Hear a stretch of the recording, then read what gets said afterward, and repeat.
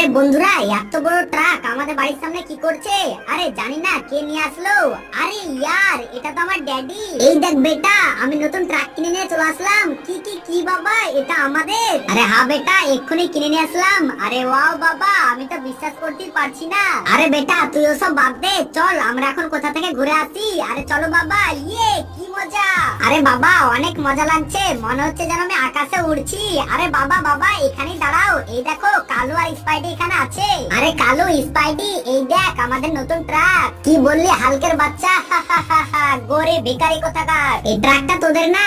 আরে কালুয়া সত্যি এই ট্রাকটা আমাদের। আরে হালকের বাচ্চা, এই ট্রাকটা তোদের না? না হলে তোর বাবাকে জিজ্ঞেস কর। বন্ধুরা মায়ের জন্য তো সবাই লাইক করে, আজ আমি দেখতে চাই বাবার জন্য কয়জন লাইক আর কয়জন কমেন্ট করে। যে বাবা আমাদের জন্য দিনরাত মেহনত করে, সে বাবার জন্য একটা লাইক একটা কমেন্ট করাই যায়। আমি তো করে দিয়েছি, তোমরাও করে দিও। আরে বেটা কালু ঠিকই বলছে, এই ট্রাকটা ওর বাবার, আমার না। আমি তো শুধু কাম